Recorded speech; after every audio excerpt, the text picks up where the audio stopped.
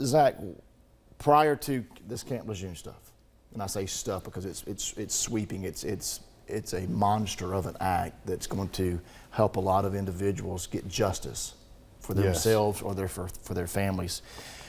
Prior to this act being signed into law, how difficult was it for a veteran to get the benefits after being discharged from the military, and what does that process look like? Well, the first thing you have to do is make a claim to the VA, and there have been some changes in that over the past 5 or 6 years, but you're looking at a process that can take literally a decade or never end in the administrative claims cycle, because it goes from the VA, and if they don't get it right, you go to the Board of Veterans Appeals. And if they don't get it right, that's the first time you get to go to court. So there you go to the Court of Appeal for Veterans Claims. And then they tell the board to do something, and the board tells the VA to do something. And all of this is taking time, and the clock for the veterans is just ticking. Right. How soon can someone file after being discharged from the military? Well, they can file, well, they should take advantage of whatever the service provides. They should provide them some exit counseling, and there should be a VA counselor there to help them file a claim. But they can file right away, and they can file if something presents itself down the road. But time is not on their side, though. No, it's not. I mean, that, like you said, that clock is ticking, and the longer that they wait to get the benefits, it's an arduous process to actually move through and overcome all the procedural red tape, I guess, right? Yeah, and then, you know, you're looking at medical records that may be scattered around the world on different computers. You're looking at a VA that's got hundreds and hundreds of thousands of claimants, and they don't even have a standard way from regional office in one state to regional office in another state that they do business. I guess one of the themes is, if you think that you are qualified for the benefits, get an attorney to help you. Right. It's a difficult process. You shouldn't try to do it by yourself, because there's so many, it's just really red tape, man. I mean, we talk about it. You have to jump through so many hoops to get benefits that are rightly owed to you. We were also talking, you know, how did you describe it? Proving that you were there, you know, when I guess during the Vietnam era, you know, now that it expanded that to the waters of Cambodia and things like that. Sure.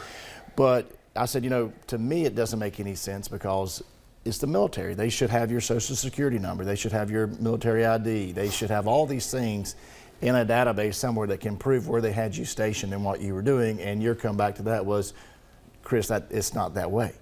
Yeah, it's definitely not that way. The military, in the hundreds and thousands and millions of people who move through the military, when you're sent somewhere, there's a list.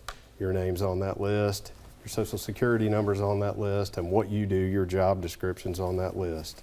And who keeps that list and how they maintain that list is, you know, sometimes done 10 different ways based on what unit the soldier's with. And as we get further and further away from those deployments, the records just aren't maintained. Right. Let's talk about disability ratings. You know, in the personal injury field, we have, you know, maximum medical improvement, like a disability rating for an individual who's been involved in an accident or something. In the Social Security world, you obviously have a disability rating that tells the government, you know, you are disabled. You have to, you can't go to work, or you can work, or you get partial benefits. What is a military disability rating, and what is the scale first?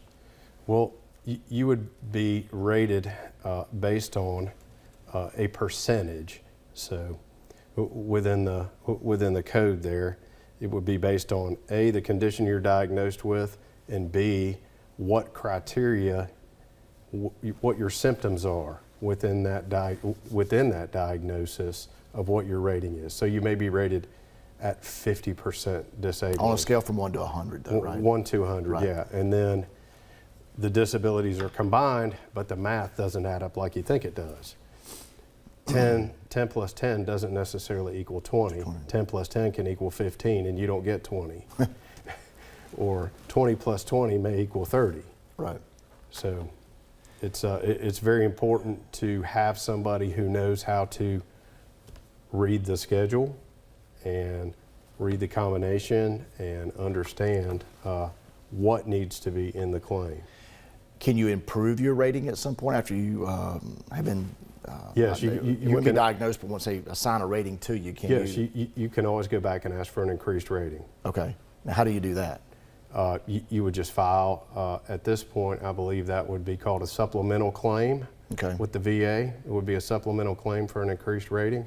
Okay. And then the VA is going to give you what they call a compensation and pension exam.